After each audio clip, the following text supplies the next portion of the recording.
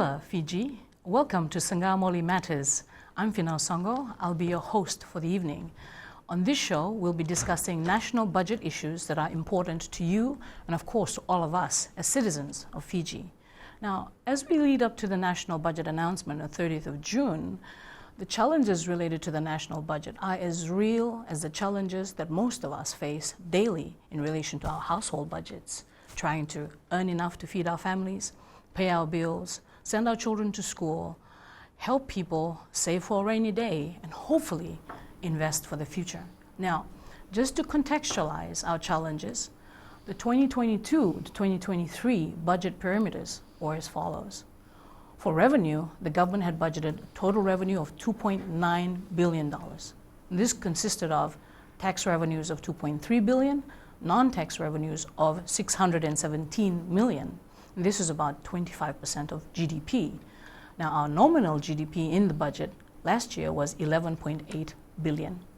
Now, for our expenses, our total expenditures as a nation, as a government, was $3.8 billion. This is 22% of our GDP and is made up of $2.6 billion of operating expenses and capital expenses of $1.2 billion. Now, the overall budget deficit in last year's budget was $872 million, which is almost 8% of GDP. And we had a total debt of about $10 billion, which is about 85% of GDP. Now, what's wrong with that picture?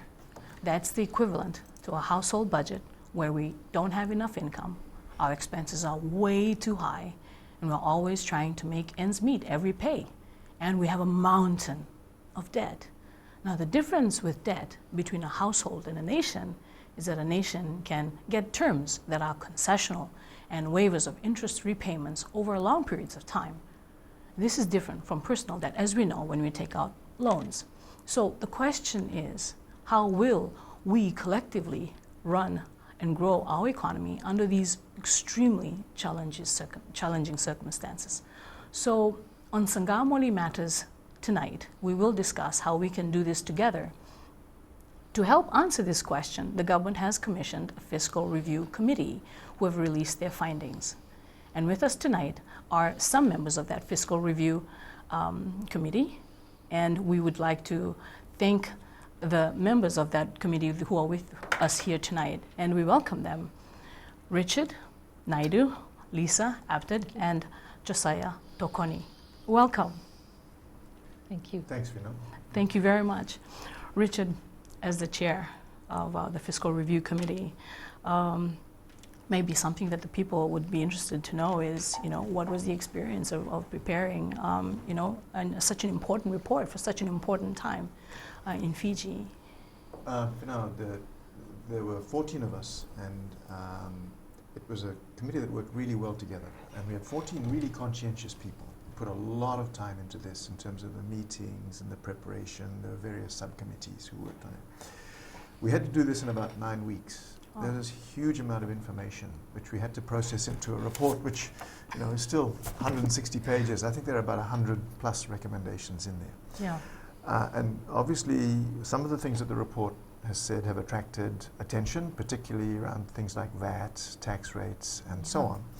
But it's quite important to remember, Finau, that we're not writing the budget. Yes. That's for the elected governments to do. What we were trying to do, and this was the first fiscal review committee for about 20 years. So what we're trying to do is think about policies and actions that the government can take, over a longer term, more like 10 years. Yeah. And obviously revenue measures are part of that. Yeah. And we've tried to be as open as possible about our thinking as we've gone, so that people can respond. And of course, the fact that we're saying that VAT has to increase has attracted a lot of attention. So it should. It's attracted a lot of criticism. So it should. We have to talk about these things as openly as we can. Yes. But I think the point to remember is that we make a lot of recommendations in here, not just about tax. We talk about how government spends its money. We talk about how government maintains its assets. We talk about how our statutory bodies work, or they don't work. Yeah. We talk about cost recovery. There's a whole lot of things in here because it's just a much bigger picture than just about how we raise our money. Yeah. Absolutely, and I think when I was going through the report, and certainly for the benefit of the people today, if you had the opportunity to summarize maybe the top 3 things that you really wanted to communicate with the people of Fiji who might not have the time or the privilege to access and read the report, what would it be, Richard? Well, first of all, I do want this report to be as accessible as possible. Yeah. And one of the things we have to look at is to make sure that people know where to find it Yeah. and have a chance to read it. Absolutely. I've tried to talk about this in the simplest way possible. What I keep saying, the message I keep focusing on is that as an economy or as a government, Fiji faces what I call a triple threat.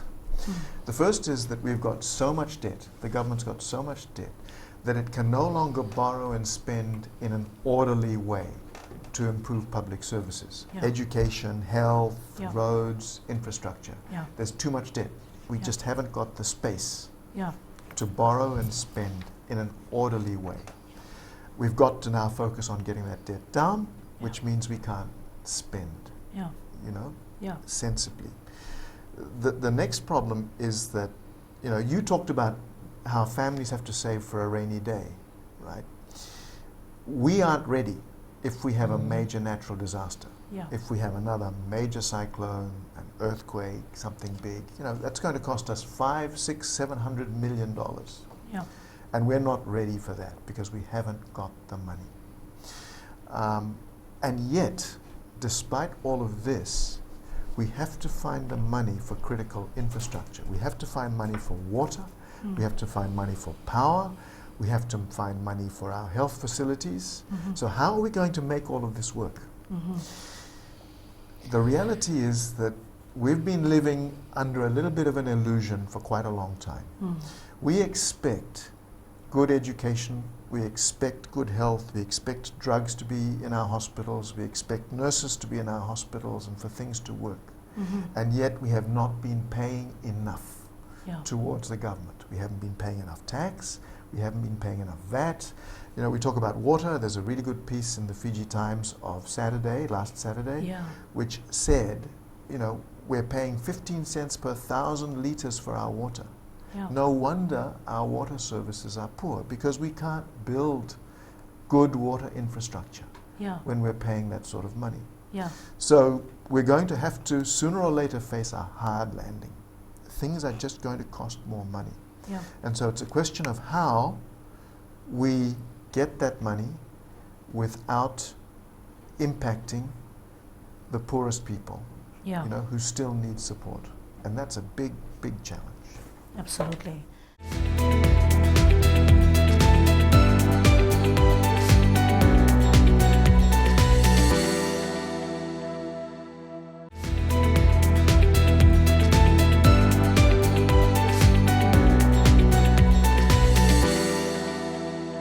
And Richard, on that, I have to say, the power outages in Suva City, water cuts in the Nesino-Suva corridor where 300,000 people live.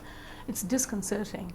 And I think when we look at the volume of debt, debt is not a bad thing on its own. Debt on its own is not a bad thing, but where is the debt being allocated, and what is it being used to invest in, and do we have enough to be able to service that debt sustainably over a period of time? And it's like you said, the triple threat being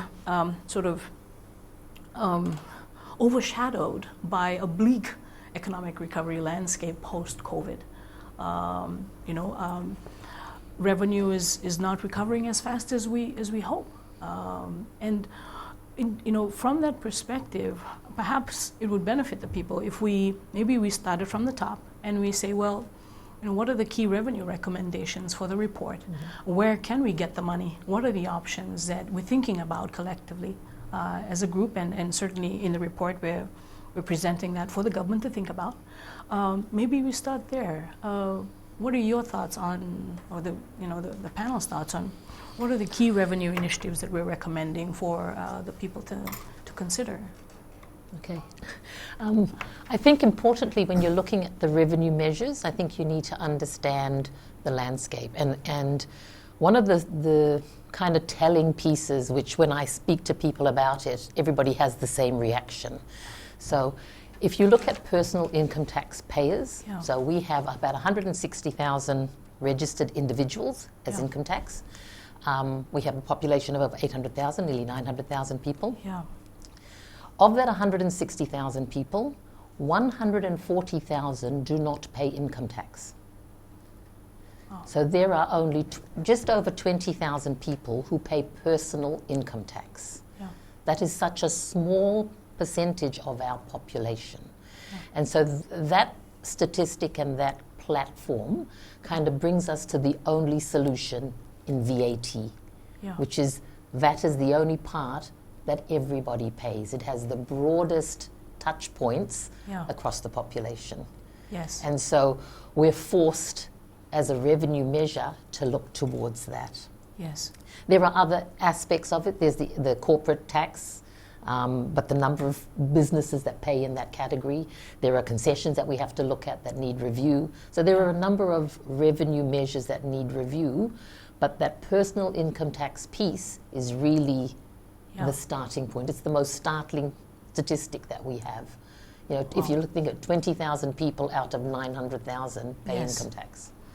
And I think, Fina, the point to emphasize there is those 140 who don't pay tax, they're not evading tax. It's just that the tax threshold is so high at $30,000 that they do not have to pay tax. Yes. That's the law, right? Yeah. And so as Lisa says, the whole personal income tax base depends on 20,000 people. Yeah. And what's important about that is, because one of the things we've been criticized for is to say, why are you recommending increasing the VAT? Why don't you tax rich people more? And the answer is, there's nobody left to tax.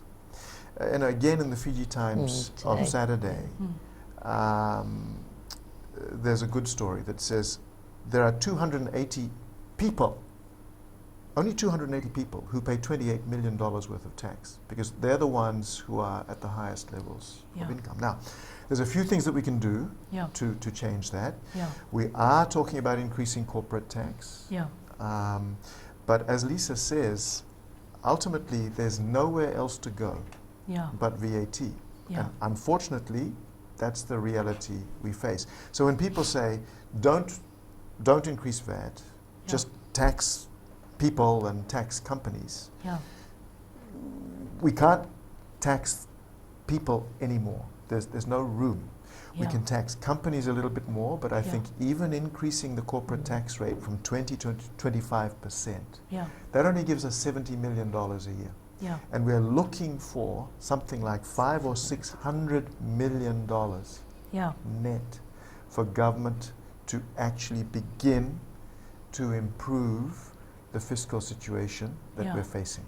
Reduce its debt, invest in infrastructure, and do all of the other things that are necessary for economic growth. Because I think the other thing for now that we have to remember is that unless we are spending this money, this additional money, the economy can't grow. We can't grow the economy unless the water supply is reliable, the power supply is reliable, we have good health services. So, you know, everybody wants economic growth. But unless we are able to spend that money, we can't grow the economy, and we can't spend the money unless we find more tax. Yes. And for personal income tax, and you know, thank you for that, Lisa. I think it's it's amazing, because should we consider seriously reducing the threshold, or will that be? What do you think? Well, I don't think you can do both. I don't think you can increase VAT and reduce threshold, because the people in that threshold are the ones that are going to be using the money to pay more VAT. Absolutely. So it would be a double whammy if you did that. So that's the reason that we collectively agree that the threshold should not move. Because the VAT was, in our view, the much broader Compensating. base, because it not only touches our citizens, it touches the visitors that come to the country as well. Yes. So on all the things that they consume. Yes. And if I remember correctly, the report is discussing a compensating sort of Yes. social welfare. Yes. So are we able to, unpack that a little bit more? What's the thinking around that? So I think, just to, again, touch on Lisa's point. According to the World Bank, which of course studies these things, our tax threshold at 30,000 is about twice what is the norm. Right. 1.5 times GDP per capita, I think, is the normal, which means that where our personal tax threshold should be is about $15,000. Instead, it's at 30. And as Lisa says, the committee decided we wouldn't mess with that, because even if we did that, we'd be inflicting a whole lot of pain on people, but only making, I think, $50 million. It's only going to raise us $50 million. We're bringing a whole lot of people into the tax net, but for what? There's not enough money there. So leave that as it is, so that, as Lisa says, we're not hitting people twice. So now the question is, if VAT is going to increase, and remember there's an important part of this, which is also painful, because our recommendation is to take the zero rating off all of those essential items. And we're saying that because it's not a well-targeted subsidy. Because in the end, when you are giving people 0% on essential items, that's a subsidy, if you like. Yes. But it means that all of us are benefiting from that subsidy. People like me, people like Lisa, who can afford to pay VAT on those essential items, are not paying them. So what we're saying is, let's collect the VAT from everybody, and then let's look at how we put that money back out to the people who need it. So there were two parts of what we said, which was the VAT's got to increase, and we've got to take the zero rating away, but then we've got to put the money back. And so our recommendation was that we would increase the social welfare allowances across the board, 20%, I think, increase. Right. But it's not just the people who get social welfare who are going to be impacted. So about the median household income in Fiji is about $21,000. So that's the median point. So the bottom 50% of households in Fiji collect about $21,000 or less. And so our suggestion was, all right, let's put money back into the hands of those households. And we figured we could do it. It would cost us, I think, about $180, a little bit less, I think, to put $1,000 each into those households to compensate for the increased VAT they would have to pay. So our suggestion was, let's target the money, let's collect the money that we need, and then let's use some of that to target the people who need it. And so increased social welfare, but also new payments, targeted payments to the households that need it. Great. That's a great break to the segment.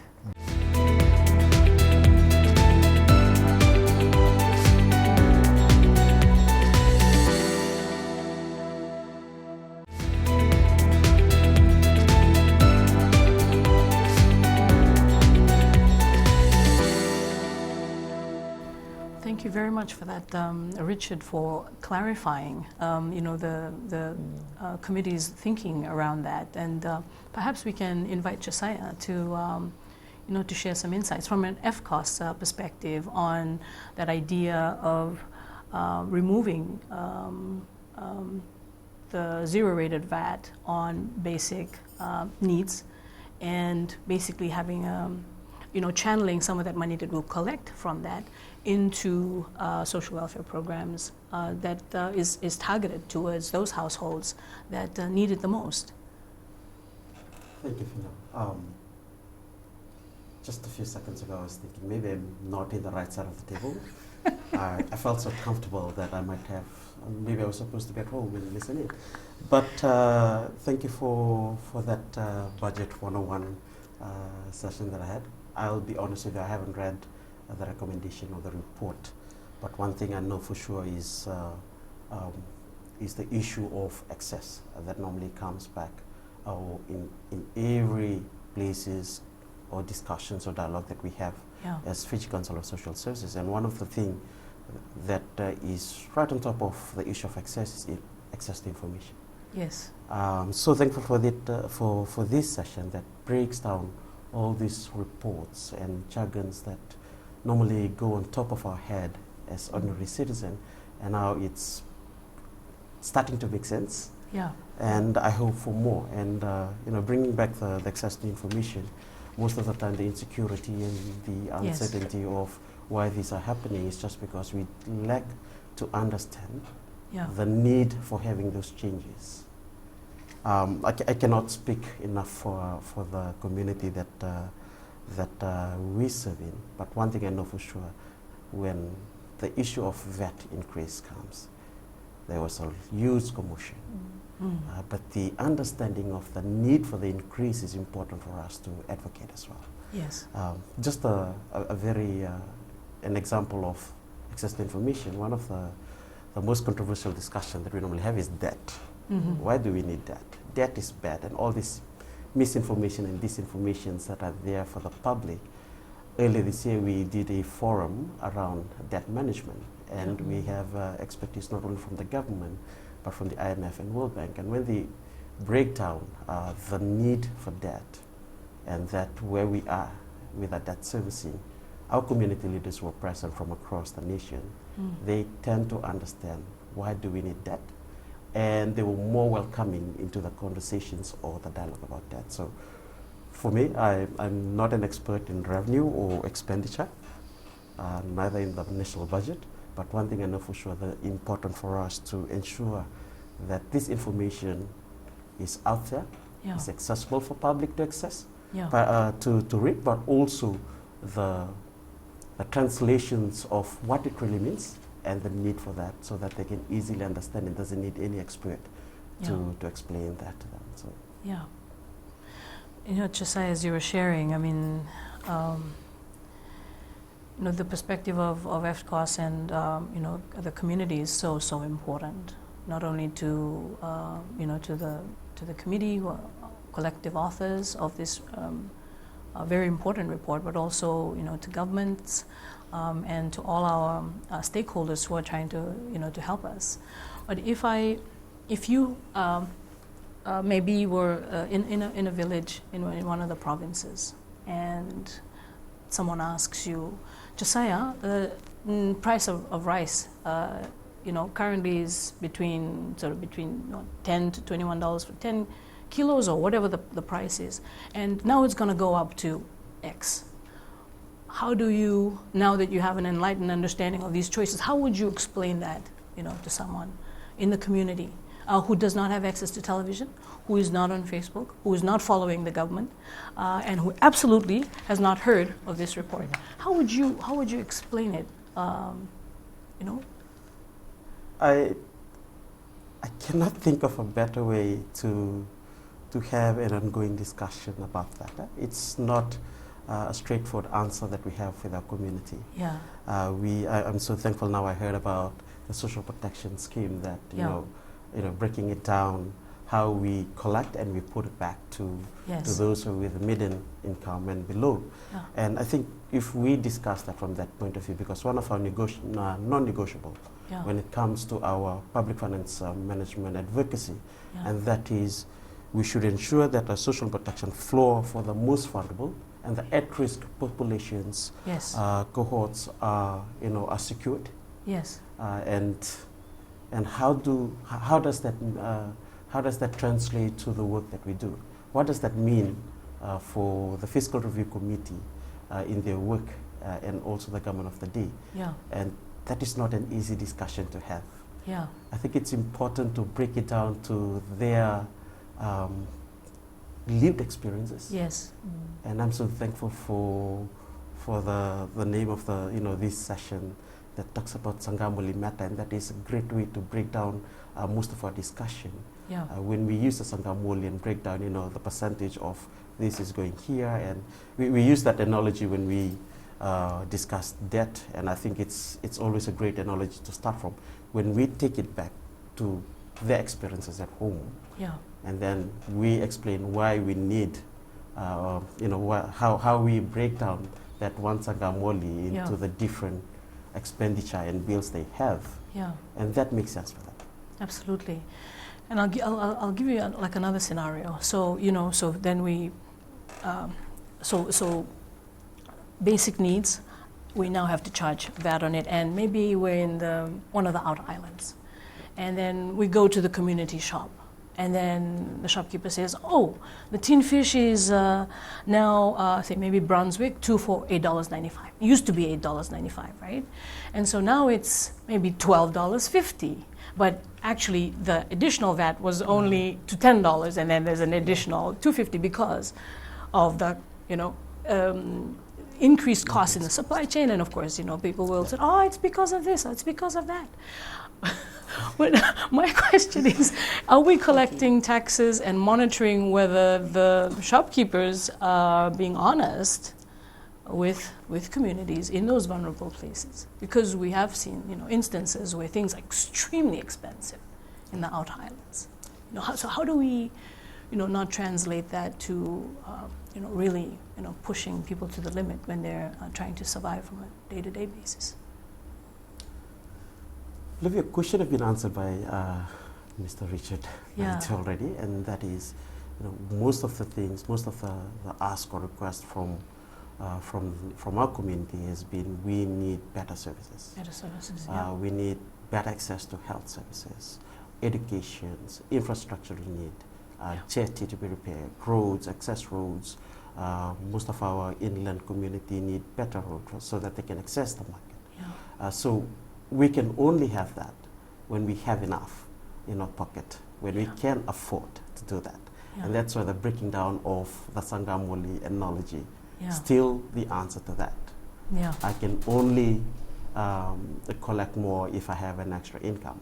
But that does not necessarily mean that the VAT is the only additional income that we can have. But in order for the government to answer or to provide that increased access to infrastructure, there is we have to get, we have to collect from somewhere.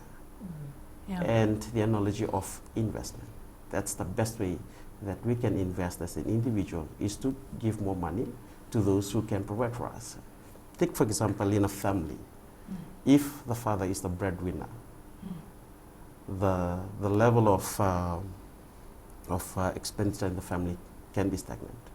However, when the children or the mother started to find a job and put more money, contribute to the family income, then the lifestyle will definitely change. Yes. Because they now can afford when not only one is earning or bringing income to the family, but everyone in the family is contributing. Yes. So that family analogy comes back in, the family budgeting. So the breaking down of all these suggestions and recommendations to their lived experiences, to the simplest language that someone from the village can understand is important in this process. I don't want to touch on the economic outlook or this budget outlook because I'm not an expert in it, but the importance of translating this information to the family is important. That's absolutely true. Richard, please. And I think for now, it's important, this committee wasn't just a bunch of lawyers and accountants. We had very good social advocates there, including Josaia's boss, Vani, Nathani Singer. And there's a really important social issues chapter in this report. So, and one of the things that we say in the report is that's actually a really important chapter. What are we doing if we're not thinking about the social dimension of what we're recommending, and to your question, for example, about price increases in shops, and Lisa may be able to talk better about this than me. One of the problems about having two rates of VAT is that you have the potential there for a bit of fraud and a bit of tax avoidance, by shopkeepers who will say, well, actually that stuff that I was selling at, I'm supposed to sell at 15, I'm only returning at 0, when in fact they were collecting the cash. So that's one more reason, good tax administration, why there should only be one rate of VAT. It's a small point, but still an important one. Yes.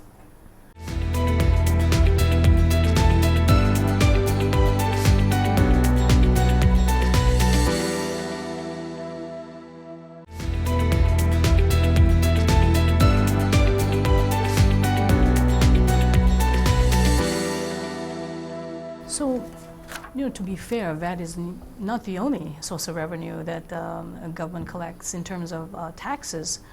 We also have a proposal from the Committee on increasing the corporate taxes from 20 to 25%. We've got a proposal for a departure tax increase. And the personal income tax base, how do we grow it so that, we can all equally contribute in our own way to helping our nation recover. Would we like to maybe discuss that a little bit, Lisa? Yeah, sure. Yes, so VAT, like I said, is not the only source. Yes. There is, part of it is about growing the people in their jobs. So as people develop more, get promoted, earn more, their contribution through income tax grows, and then their contribution in their households, as Josaia has talked about, also grows.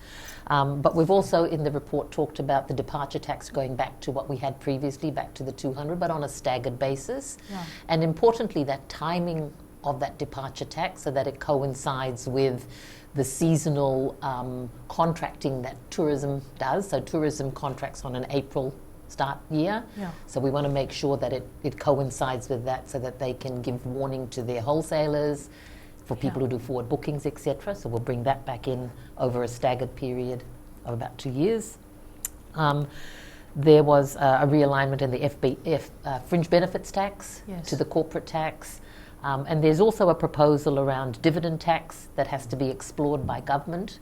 Yeah. Currently, dividends are tax-free, and that's one of the contributors to that large number of people who don't pay tax, because you draw your dividend from your company that's paid corporate tax, and then as an individual you don't have any further tax. Yeah. So there are a whole range of mechanisms that need to be looked at holistically to find balance, so that the level of tax across tax-paying individuals and entities is equitable and transparent. And most importantly, from a tax perspective, which goes to Richard's point about the single rate VAT, is about complexity. The simpler the tax is for people to comply with, the more likely they are to comply, and the better tax you collect. Yeah. So the drive in the report and the recommendations are around that, around simplifying it, so that if you're a small business, for example, it's easy to understand what you have to do. You don't have to register for 5 different things or do so many different things at different times, because in a small business, for example, you're the person who does everything. So you're working, and then you're doing all these administrative tasks. Yes. So when you're doing the administrative tasks, you're not producing income. So you're kind of having to find that balance between the two. And our economy is predominantly small business, large number of small businesses. And over COVID, that became more and more apparent as people lost jobs and went into small enterprises of their own. Yeah. So in terms of the tax piece, yes, VAT is one aspect, but there are a broader number of taxes that need to be looked at so that there's an equitable playing field across the economy. Great. If I was a business owner, maybe let's take a large corporate, and where we have to increase our corporate taxes, and I also want to grow my business. And would you say that from a large business perspective, I feel that we can take an industry as an example? Are there enough incentives and support from the government, to invest some of that money back into supporting industry growth? Mm-hmm. What would the businesses say? Fiji has a large number of incentives, a variety, and in fact, if you're on the online tax system, you can see they've listed them all because you have to fill in this form, and the forms ended up being like 13 pages long because of all these different things that you get. Yeah. I think the better question is, from a tax perspective, yes, is how useful is the incentive? Yes. Right? So I always say to people, if you give tax-free is good if you're making a profit. Yes. If you're not making a profit, tax-free doesn't do anything for you. Yeah. You might need some incentive in a different way to help you grow. Yeah. And so being able to identify that from a tax policy perspective, I think is important. Absolutely. And so that's from a business's perspective. So, for example, let's talk about departure tax. If we increase the departure tax, tourism operators out there would they say, how much does that affect the perception of our destination? Does it make it more expensive? How would we answer that question? Well, we had good tourism representation on the committee. Fantasha Lockington was a member, and as you know, she's CEO of Fiji Hotel Tourism Association.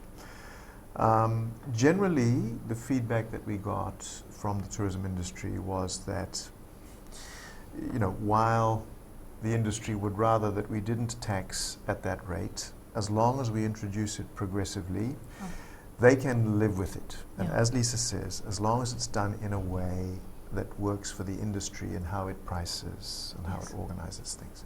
Yes. I think the industry understands that the government needs the money.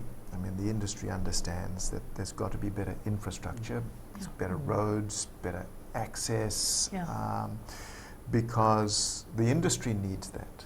Yeah. And so, we've got to make money.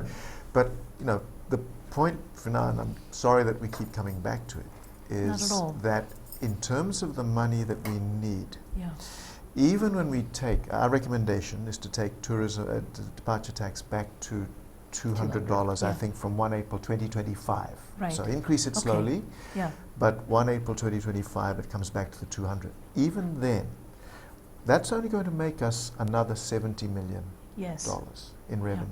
So we're talking about, corporate tax, another 70 million here, departure tax, another 70 million there. But to really make an impact, unfortunately, and sadly, the only place we can go is VAT. We looked at this, we turned this over so many different times.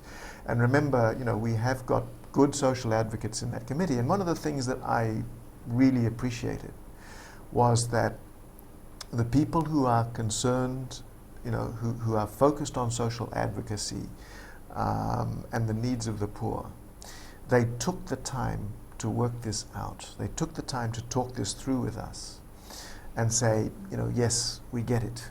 We've looked at every alternative. And even though VAT, hits people the hardest, that's where we have to go if we're going to improve the services that government provides, right? And even with the direct income targeting, let's not pretend, let's not sugarcoat this pill. This is going to be hard on people.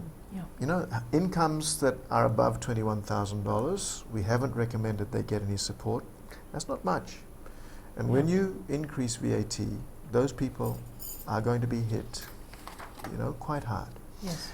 But I come back to the point for now, which is that really for the last 10 years, we've been living under a bit of a delusion about what things really cost. And unfortunately, now that government debt is at 85% and we've got nowhere to move, this is when reality comes home, and we've now got to face the real cost of things. We haven't started to talk about water, and we haven't started to talk about all of the other things that need to become more costly. So that's just the reality that all of us have to face. And we have, as a committee, just looked at everything and said, where do we find the money? And unfortunately, we don't have many alternatives. Well, ladies and gentlemen, the people of Fiji, as we wrap up this segment where we've concentrated our conversation on revenue, it is clear that the committee that have prepared this report have exhausted almost every option to look at opportunities to raise government revenue in order to make ends meet. And tonight we've talked about basically the rationale and the thinking behind value-added tax and the removal of restoration of VAT on zero-rated items and the need for that and the logic for that. And so when we're looking at opportunities to increase revenue across various taxes, there's value-added tax, there's personal income tax, there's corporate tax, there's other types of taxes. But what we've heard tonight is if we really want to make an impact to government revenue at a time when government needs the money to be able to improve services that also affect us in our daily lives, that value-added tax is where we'll have that impact. And the rationale there is basically it will impact those that are going to be most vulnerable. And the thinking is that we will have compensating measures that will also support household incomes for the households that actually need that support at a time like this. So is it going to be painful? Will we all have to make an adjustment? Yes, because the desperate times that we live in makes it necessary. But the key question is, now that we know the state of our finances and understand those options, what can we do as people every day? So pain, it will be painful, as Richard has mentioned, only for a short period of time. And we will need to do this all together. And the thing about VAT is it affects everyone, not just a few, but the targeted income support will be for those who need it the most. So we hope that this revenue segment, which is extremely important, is also helping all of us to understand some of the very important messages that's in the report. Thank you.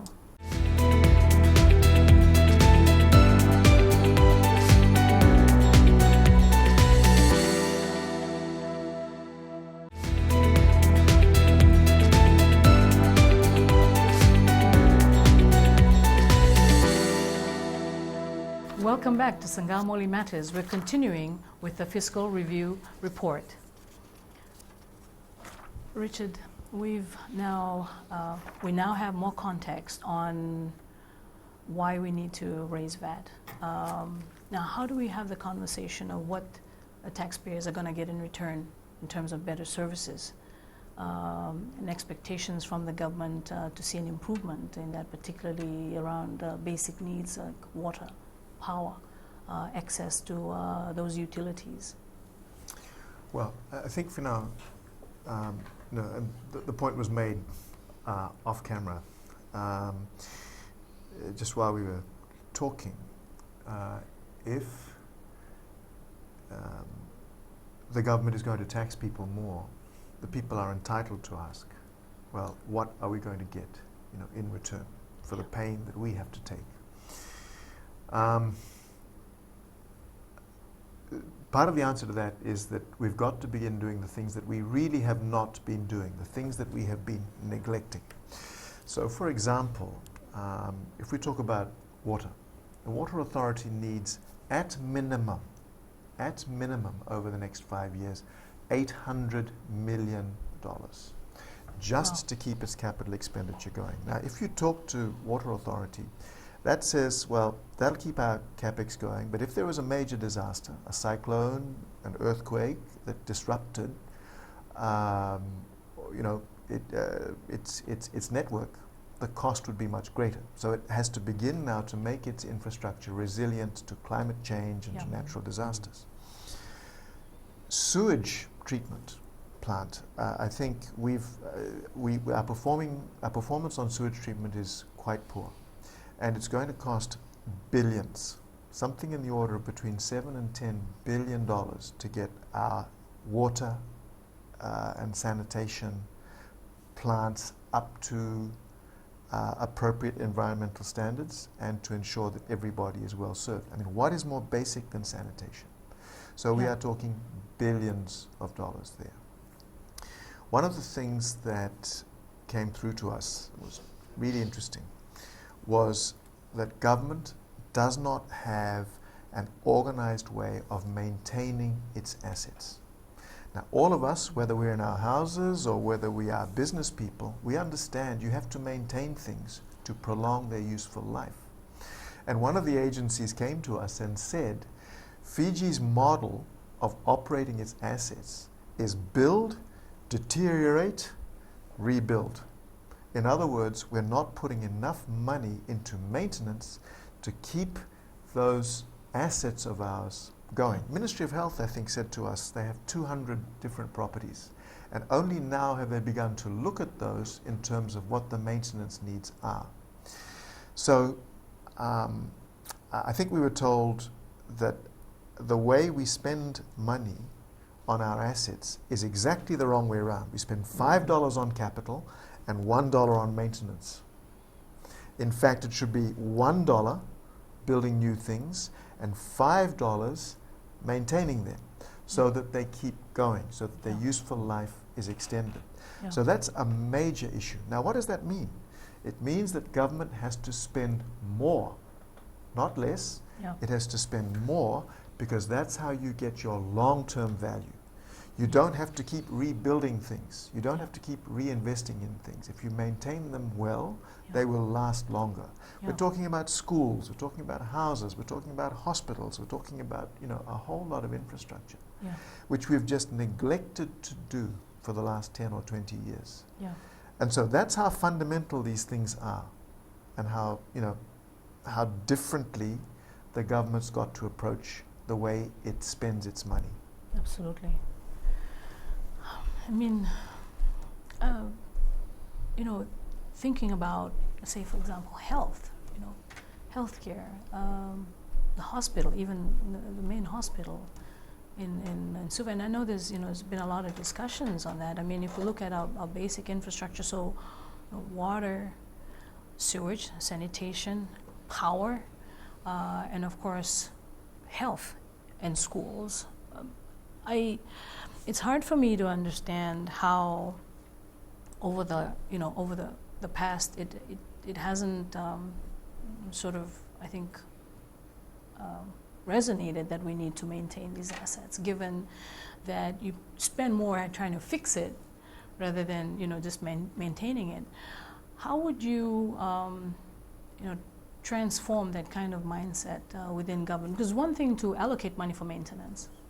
So allocating money is one thing, but it's also a mindset, to look after the things that we have. I think of it, I think of it in like the simple example in a household, right? If I take it back to that, you buy a car, and you just drive that car till it can't drive anymore, right? People wouldn't do that. You'd go get the oil changed. You'd make sure that there's a program for servicing, etc., so that your car lasts longer. For you, and that's basically what Richard is talking about in our buildings. You have a program that says we need to look at the buildings, we need to make sure that the things are in order and working consistently. Absolutely. Because the cost to replace is far greater than the cost to maintain. Absolutely. And then you mentioned before, Richard, building resilient infrastructure. So one thing is just to get the maintenance up for it to serve its basic purpose, and then making it more resilient is, again, an additional investment over and above that. If we're getting hit by cyclones periodically, we'll hardly have time to recover. And this idea of relentless disasters. I mean, how would we recommend for the government to to prepare for that, in addition to putting money away for maintenance? Well, there's no easy answer to that for now. The thing about maintenance, right, is that it's not very politically sexy, right? You can open a new hospital, and that's great. The TV cameras roll, and people take pictures, and it's a great story. And you can open a new school and You've got the politicians there with their salu-salu, and it's all fantastic, right? But the boring work of just making sure that your assets are fit for purpose, that doesn't attract any attention. There's no political value in that. And so that's kind of the mindset that has to change. We've got to be more disciplined about how we spend our money, right? Then you talk about climate resilience. What that means is investing a whole lot more in the same asset than you would otherwise spend. Because you've got to strengthen it for Category 5 cyclones, you've got to earthquake-proof, you've got to do all of these things. How can we do that without money? There's just no way around that problem. Well, very interesting discussions on the Fiscal Review Report. Time flies when we're having important conversations about things that matter. We'll be continuing this discussion tomorrow evening with the same panel, same time, same place on Saqamoli Matters, right here on FBC TV. Vinaka.